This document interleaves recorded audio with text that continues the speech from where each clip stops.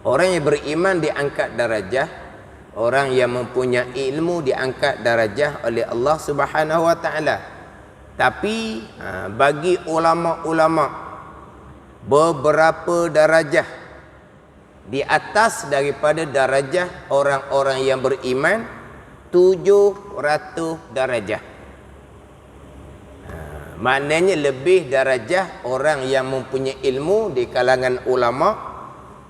Beza dengan darajah orang yang beriman yang diangkat oleh Allah, 700 darajah. Beza dia tak sama. Kemudian antara dua darajah daripada 700 darajah tadi itu, perjalanan 500 tahun. Darajah orang yang di kalangan ulama, orang yang mempunyai ilmu. Kemudian orang yang beriman yang diangkat darajah oleh Allah Subhanahu wa taala, beriman orang yang berilmu. Untuk menjadikan seseorang beriman berdasarkan kepada ilmu. Sebab kita maklum iman tidak warisi. Yang warisi adalah Islam. Islam kita warisi daripada ibu bapa. Adapun iman tidak warisi. Iman kepercayaan hati akan keenam-enam rukun iman. Jadi percaya hati akan keenam-enam rukun iman berdasarkan kepada ilmu. Maka orang yang beriman pasti di kalangan orang yang berilmu. Tetapi kenapa Allah Ta'ala menyatakan bahawa diangkat darajah orang yang beriman yang pasti berilmu dan mereka yang mempunyai ilmu. Jadi orang mempunyai ilmu ni orang yang ilmunya yang dapat bagi manfaat kepada umum.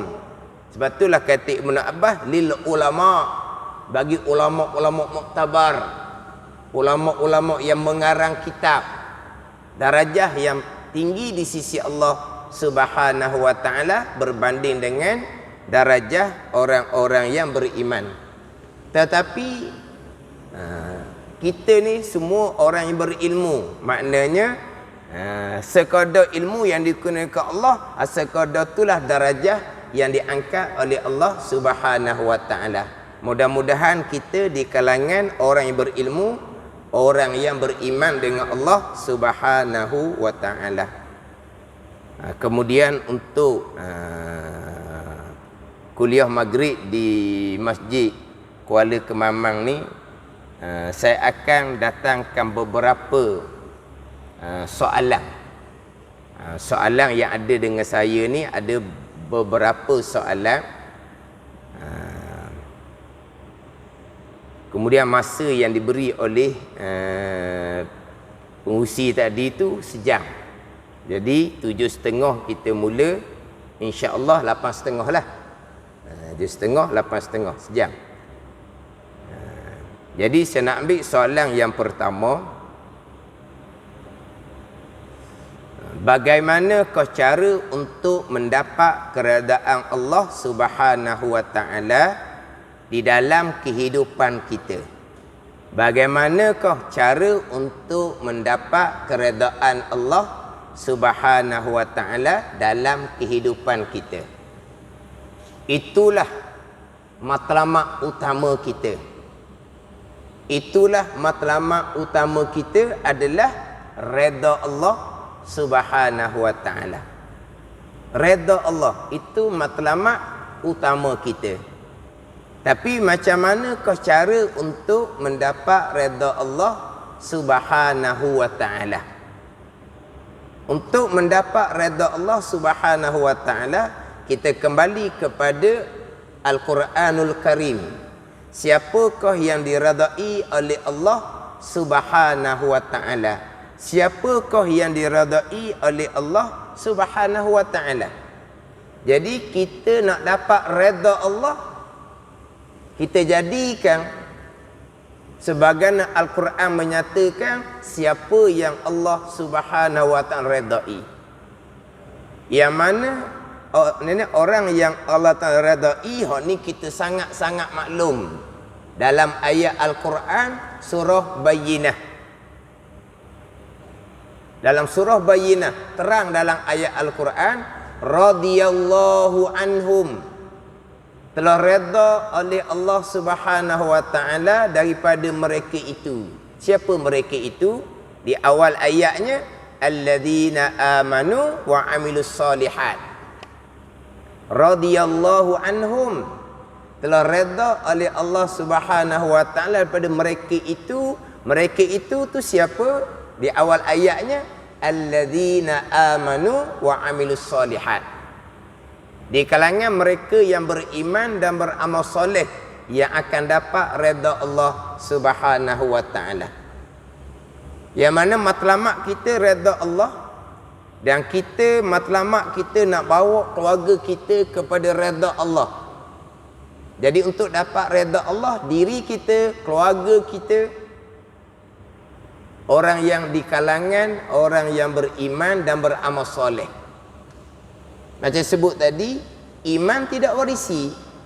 Untuk menjadi orang yang beriman, ilmu akidah kena mantap, ilmu tauhid kena kemah, untuk menjadikan kita benar-benar di kalangan orang yang beriman. Iman ni bukan fikir-fikir.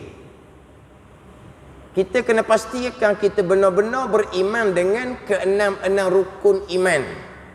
Kemudian kita fikir macam mana untuk memantapkan iman yang sah, untuk mengkuatkan iman yang sah, kita fikir. Adapun untuk menjadi orang yang beriman, belajar molek ilmu akidah, ilmu tauhid, belajar molek. Dalam pembicaraan ilmu tauhid akan membicarakan keenam rukun iman. Dalam pembicaraan ilmu tauhid, dia akan membicarakan keenam rukun iman.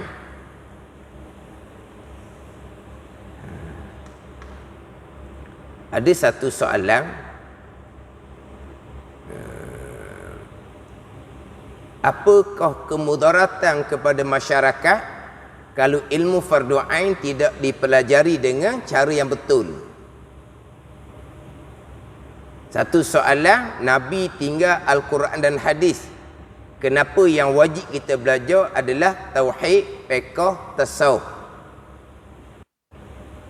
Sebagai orang Islam, adakah kita wajib belajar ilmu sifat 20 untuk kenal pencipta kita? Ini bersangkut paut.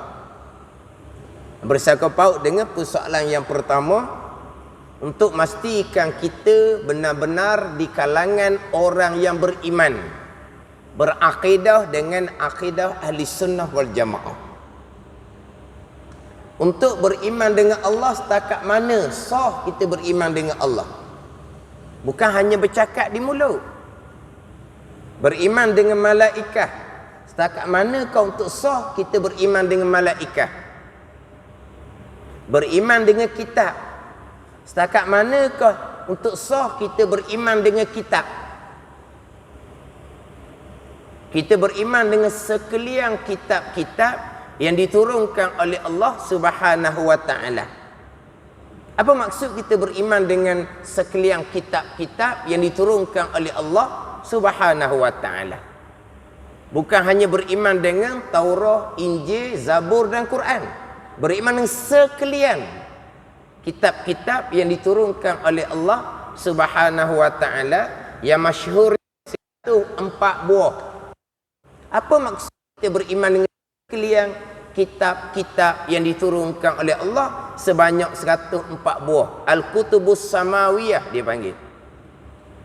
Kemudian apakah maksud kita beriman dengan Taurat, Injil, Zabur dan Quran? Yang mana walaupun kitab 104 buah kesemuanya, tetapi yang didedahkan kepada kita adalah Taurat, Injil, Zabur dan Quran. Apa beza dia? Kemudian kita pergi pula beriman dengan Al-Quranul Karim. Untuk sah kita sebagai orang yang beriman dengan Al-Quranul Karim. Apa maksud dia beriman dengan Al-Quranul Karim? Ini dia akan dibicarakan dalam kitab-kitab Tauhid. Beriman dengan sekalian Rasul. Rasul 313 orang. Nabi 124,000 orang. Yang kita duduk hafaz, Rasul 25 orang. Rasul 313 orang. Daripada Nabi 124,000 orang. Yang kita duduk hafaz, Rasul 25 orang yang namanya tercatat di dalam Al-Quranul Karim. Jadi beriman dengan Rasul ramai-ramai macam mana? Beriman dengan Rasul 25 orang macam mana? Kemudian kita beriman pula dengan sifat-sifat yang ada pada seseorang Rasul. Apakah sifat-sifat yang wajib kita imani yang ada pada tiap-tiap Rasul? Adakah Rasul hanya bersifat dengan sidik, amanah, tabligh, fatanah sahaja? Itu saja sifat seorang Rasul. Sifat berani? Tidak ada. Sifat tegas? Tidak ada. Sidik, amanah, tabligh, fatanah sahaja. Sifat sebagai seorang Rasul. Hal ni kena satu-satu dalam pengajian kitab Tauhid. Pembicaraan dalam kitab Tauhid. Beriman dengan hari kesudahan. Disebut beriman dengan hari qiyamah. Apa dia hari qiyamah? Hari kiamah tiup sangkakala yang pertama. Dihancurkan langit dan bumi. Qiyamah apa maksud dia? Qiyam, berdiri. Tiup sangkakala yang pertama, dihancurkan langit dan bumi. Qiyamah, berdiri. Apa makna berdiri? Dihancurkan langit dan bumi, itu dipanggil qiyamah. Apa maksud beriman dengan hari kesudahan? Wal yaumil akhir, hari kesudahan.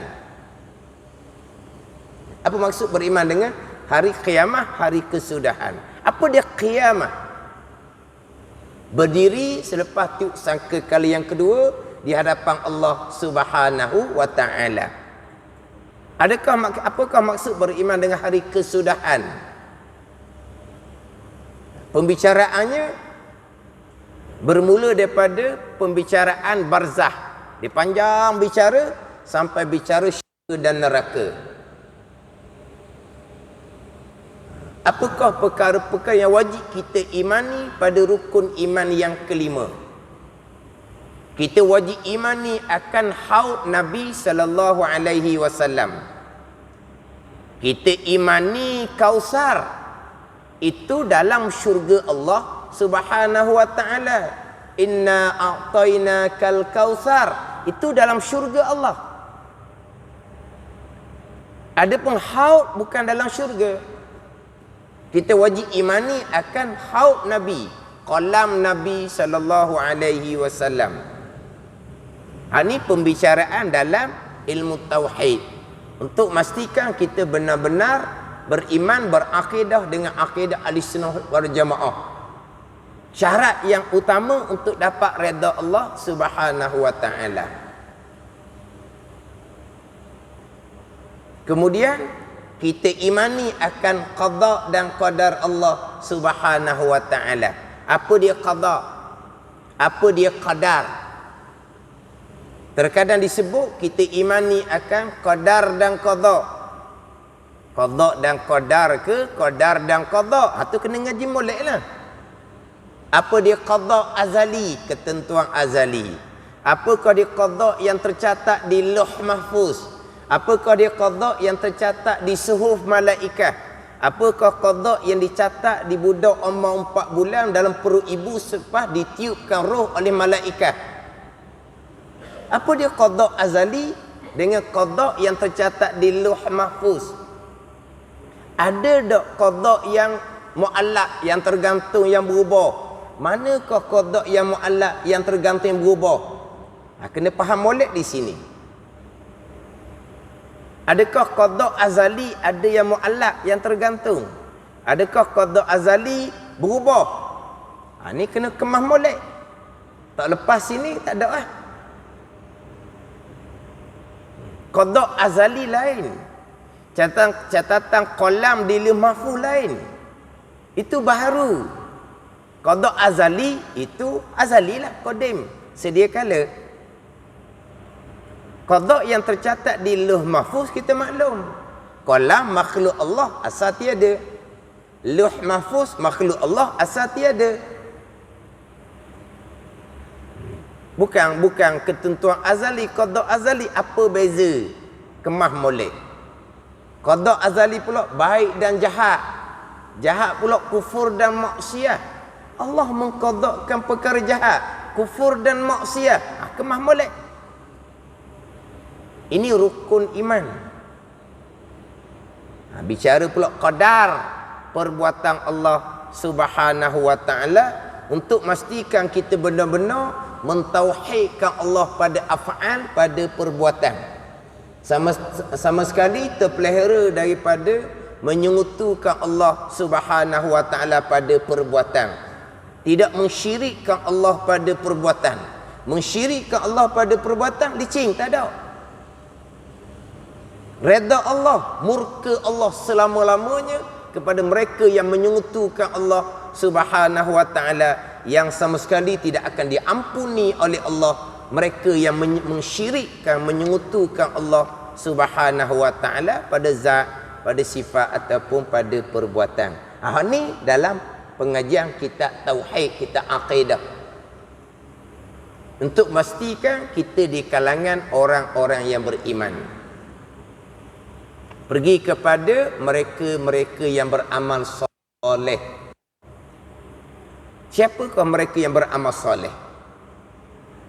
Orang yang menunaikan segala hak hubungan dengan Allah, orang yang menunaikan segala hak hubungan sesama manusia, menunaikan hak kewajipan dengan Allah Subhanahu wa taala, sama ada kewajipan hak zahir fiqh, sama ada kewajipan hak batin tasawuf. Memelihara diri daripada melakukan maksiat zahir fiqh, dan memelihara hati daripada sifat-sifat kecelaan dalam ilmu tasawuf. Jadi untuk menjadi orang yang beramal soleh, ilmu fiqh, ilmu tasawuf. Untuk menjadikan orang yang beriman dan beramal soleh, fardu ain tauhid, fardu ain fiqh, fardu ain tasawuf.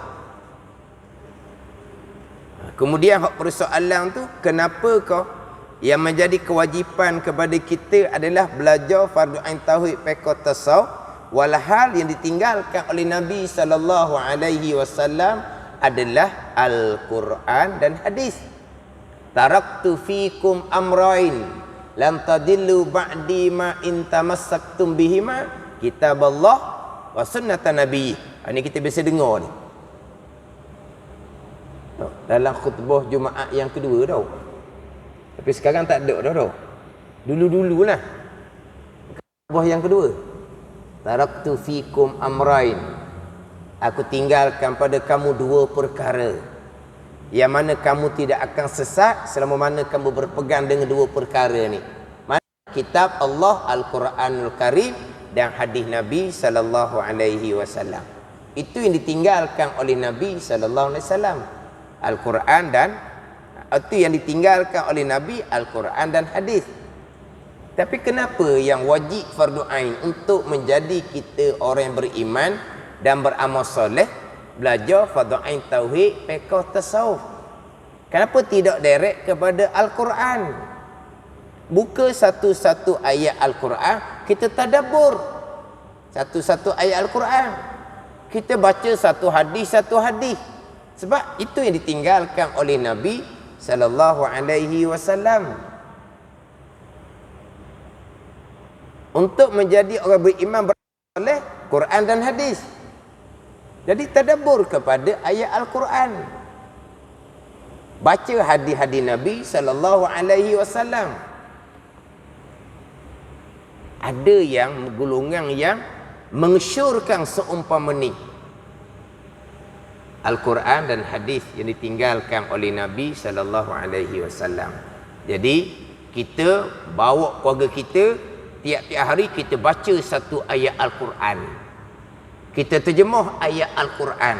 Kita tadabbur ayat Al-Quran bersama ahli keluarga.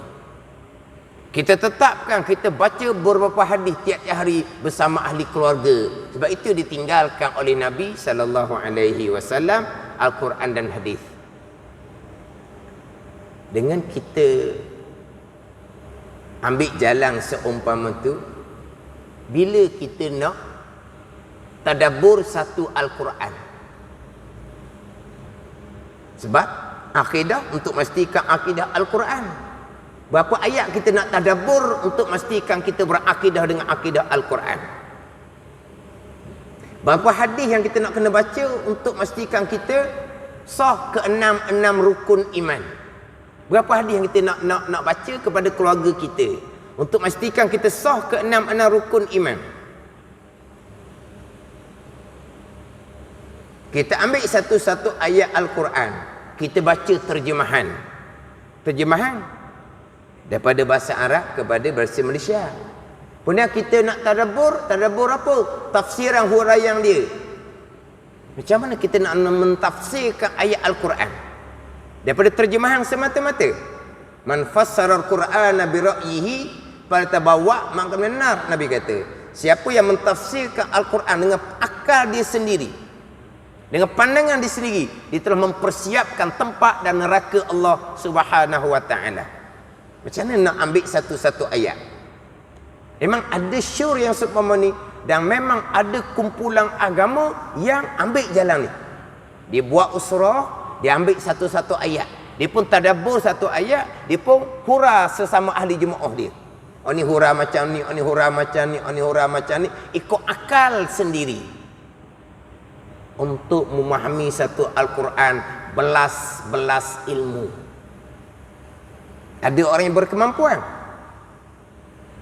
Patuh hadis Nabi puluh ratus ribu. Jadi macam mana untuk memastikan kita beriman beramal soleh dengan berpandukan direct kepada hadis Nabi sallallahu alaihi wasallam. Konon-kononnya baca hadis lah. Sari-sari baca hadis. Gitu je. Molek. Sebagai tambahan.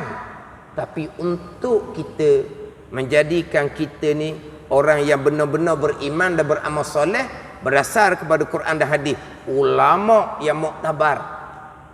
Ulama yang muktabar, yang satu Al-Quran di dada mereka, yang puluhan ribu hadis di dada mereka. Ulama-ulama inilah ambil daripada Al-Quran hadis, lepas tu bahagi. Bab iman bubuh dalam kitab tauhid, bab Islam bubuh dalam kitab fiqh, bab ihsan bubuh dalam kitab tasawuf.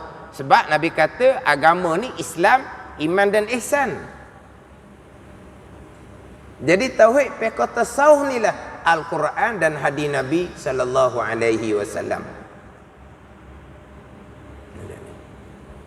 Ulama-ulama muktabar, satu Al-Quran di dada. Dan kita Quran baca pun nak betul. Lepas tu kita nak satu Al-Quran untuk kita memastikan beriman dan beramal soleh. Untuk tambah-tambah baca ayat di rumah boleh. Untuk tambah-tambah baca hadis boleh. Untuk memastikan kita ni orang beragama, orang Islam, orang yang beriman, orang yang muhsin. Daripada Al-Quran dan hadis, ulama yang pecahkan. Yang berat laginya, kita balik pada Quran hadis. Kitab tauhid, kitab fiqh, kitab tasawuf, tak ada masa Nabi. Ni memang tak kenal lah. Nak cerita macam mana tak tahulah. Ada orang yang menyatakan seumpama tu. Kitab tauhid, kitab fiqh, kitab hadis, kitab tauhid, fiqh, tasawuf, tak ada masa Nabi. Tapi dia baca buku, tangan dia tu tak ada juga masa Nabi. Yang kamu baca buku tu apa? Terek pada Al-Quran lah, huram molek. Ambil satu ayat, huram molek. Ayat tu Nabi tafsir macam mana? Sahabat tafsir macam mana ayat tu? Ulama-ulama mufassirin tafsir macam mana ayat tu. Ambil satu Al-Quran. Yang kamu baca buku tu kenapa? Kitab tauhid tak ada masa Nabi. Kitab fiqh tak ada masa Nabi. Kitab tasawuf tak ada masa Nabi. Buku yang kamu baca tu. Ini gulungan-gulungan yang akan timbul di akhir zaman yang Nabi sebut, sayu jadu fi akhir zaman ubadun juhal. Akan timbul di akhir zaman orang yang kuat ibadah tapi sangat jahil. Sangat jahil. Dia tak faham pun berkaitan dengan tauhid, fiqh, tasawuf. Tak ada kitab tu masa Nabi. Lepas tu bab imam macam mana? Fikir-fikir. Lepas tu bab semayang bang, kita jumpa satu ilmu kita amal lah, dia kata. Belajar berkitab tak ada masa Nabi. Ni jauh sangat ni lagi. Tapi dibaca buku dia. Masa Nabi ni Al-Quran pun belum dihimpunkan. Kita maklum kan? Al-Quran mula dihimpunkan pada masa Sayyidina Uthman radhiyallahu anhu. Masa Nabi tidak dihimpunkan Al-Quran. Kitab hadis tak ada masa Nabi. Semua ilmu-ilmu yang ada pada masa kita sekarang, susunan ilmu tu tak ada masa Nabi. Ulama yang pecahkan. Daripada Al-Quran dan hadis, pembicaraan iman, bubuh kitab yang lain, kitab tauhid. Ulama yang susun. Dalam bab Islam, bab fiqh, bubuh dalam kitab bab Islam, bubuh dalam kitab fiqh. Susun bab taharah, bab semayang, ibadah, muamalah, munakahat, janayah ulama susun. Tapi itu dipanggil hukum agama. Disebut kata hukum agama, hukum Al-Quran dan hadis lah. Ayat hadis yang menceritakan sifat-sifat kepujian. Ayat hadis yang menceritakan sifat-sifat kecelaan. Quran bukan hanya memerintahkan sembahyang. Quran bukan hanya memerintahkan puasa. Quran memerintah washkuru, bersyukur oleh kamu. Wasbiru, bersabar oleh kamu. Fatawakkalu, tawakkul oleh kamu. Ulama pun buat pembicaraan sifat-sifat kepujian. Syukur. Ayat Qurannya mana, hadisnya mana? Sabar, ayat Qurannya mana, hadisnya mana? Tawakkul, ayat Qurannya mana, hadisnya mana? Apa dia syukur? Apa dia sabar? Apa dia tawakkul? Ulama pun susun dalam kitab tasawuf. Sumbernya Al-Quran dan hadis Nabi sallallahu alaihi wasallam. Sebab itulah ilmu tauhid, ilmu fiqh, ilmu tauhid dipanggil ilmu syariah. Apa syariah? Undang-undang Allah. Undang-undang agama Allah. Bila syariah ni undang-undang agama Allah, hadislah sumber dia.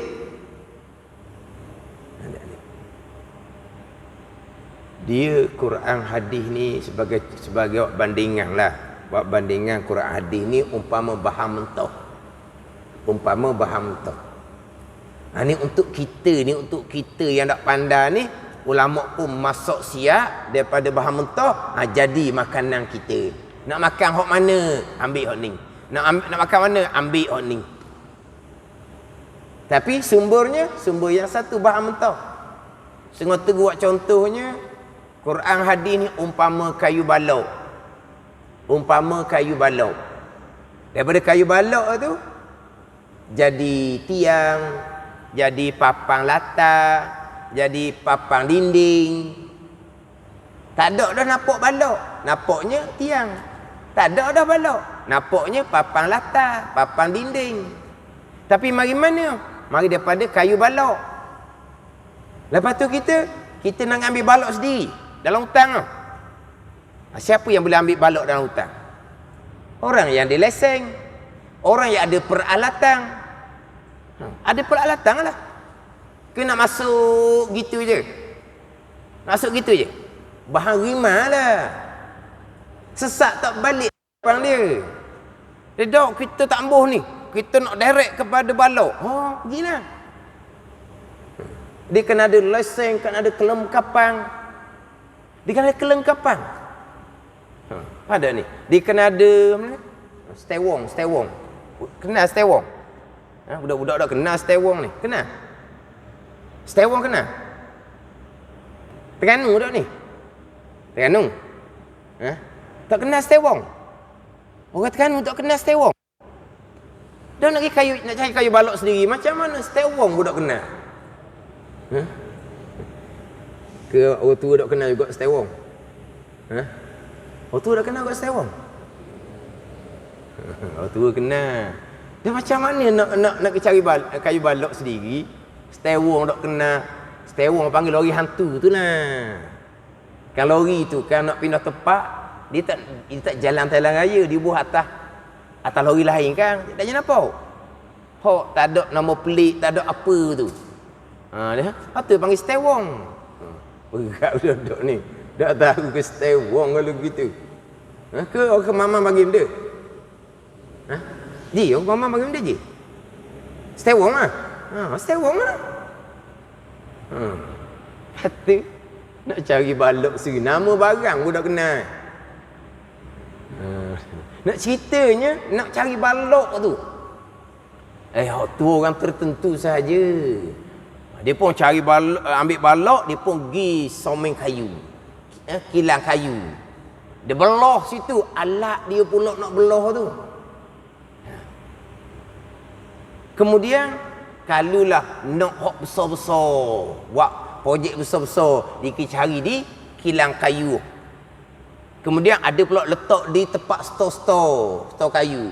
Hok mana nak buat rumah kodoh nak berteduh je, bukan nak buat rumah projek besar pun, ambil di stor kayu. Sebab apa? Sebab sikit je nak beli, takkan nak pergi kilang kayu. Orang tak layan kita ke mana je? Hak sikit-sikit tu kena pergi stor kayu lah. Sebab apa? Sebab nak buat rumah kodoh berteduh je. Bukan nak buat projek ni, nak rumah kodoh berteduh je, pergi stor kayu.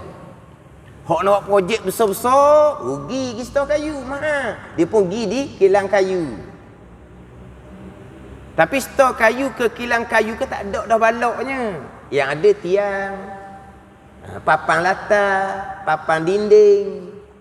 Tapi mari mana tu? Mari daripada sumber dianya. Itu kayu balok. Tu buat bandingan. Kita ni setakat nak belajar, nak jadi orang yang beriman dan beramal soleh untuk dapat redha Allah Subhanahu wa taala. Ambil kitab kecil-kecil. Fardu ain tauhid, fardu ain fiqh, fardu ain tasawuf. Umpama pergi stor kayu tu lah. Tapi kita nak mengaji betul benar ni, nak berkitab betul benar ni, tu hidup pondok. Ngaji kitab besar-besar. Sehari-hari belah-belah kitab. Masa pula belah-belah puluh tahun. Sebab apa? Nuh nak jadi orang alim besar. Tu umpama dia. Buat bandingan. Tapi kitab besar macam mana pun, kitab Quran hadis tu sumber asal. Jadi kita belajar fardu ain tauhid, fiqh tasawuf, inilah belajar Al-Quran dan hadis Nabi sallallahu alaihi wasallam. Nabi menyampaikan agama, Al-Quran diturunkan selama 23 tahun. Ilmu Al-Quran yang ada pada kita ni banyak mana? Nabi menyampaikan agama, Al-Quran diturunkan selama 23 tahun. Kita belajar untuk memahami Al-Quran 23 tahun? Tidak. Setakat manakah Al-Quran yang dibawa yang kita memahami? Sekurang-kurang hak qada asal fardu ain. Di mana kita nak qada asal fardu ain ni? Dalam kitab tauhid, fiqh, tasawuf. Kita nak memahami Al-Quran ni lebih lagi, hidup pondok. Belajar belah kitab, belah-belah tahun. Itu cara dia. Jadi untuk dapat redha Allah, beriman soleh, balik kepada ilmu tauhid, fiqh, tasawuf. Apa kemudaratan pada masyarakat kalau ilmu fardhu tidak dipelajari dengan cara betul? Terutama sekali kalau ilmu tauhid. Apa kemudaratan dia?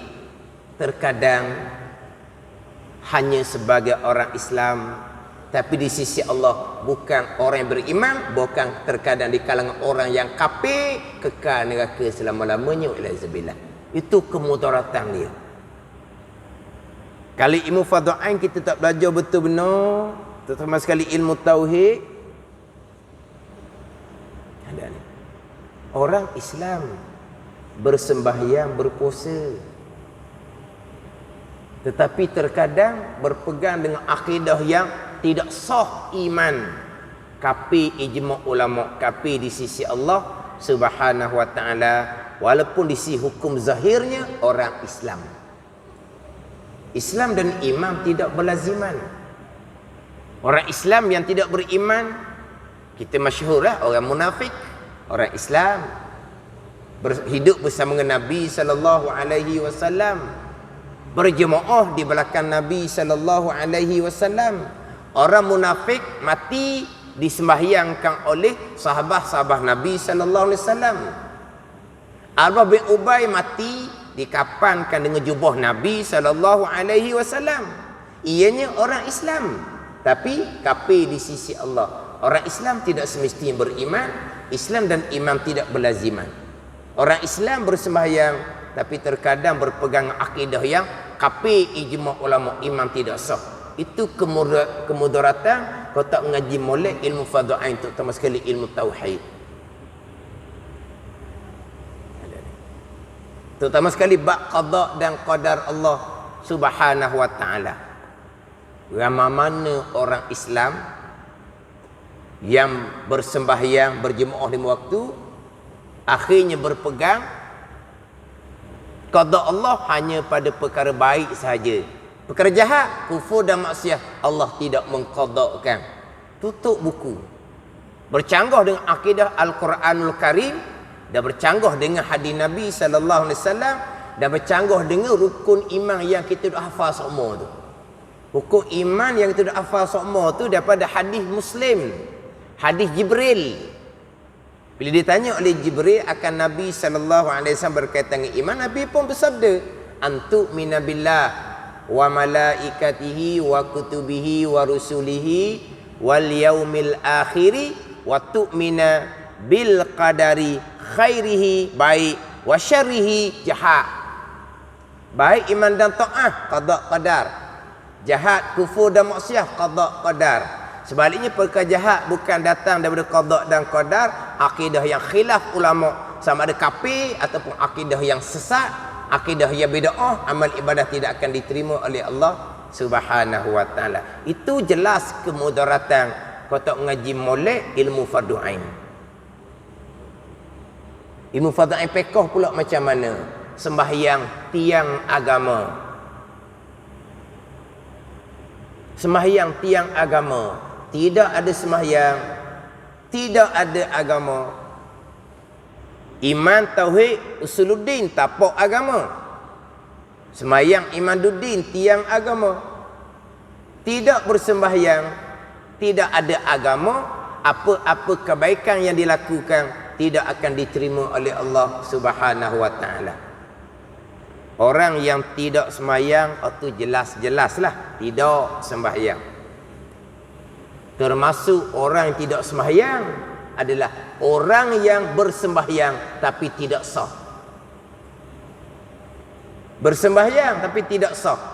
Mana contohnya? Bersembahyang tapi akidah yang kafir, sembahyang tidak sah. Tidak dihukumkan bersembahyang. Bersembahyang tapi syarat rukun dan syarat bagi tiap-tiap rukun tidak disempurnakan, tidak dihukumkan sembahyang. Walaupun tunggal-tunggal sembahyang sekalipun tidak dihukumkan sembahyang, dihukumkan meninggalkan sembahyang. Maka puasa tidak diterima, haji tidak diterima, zakat tidak diterima oleh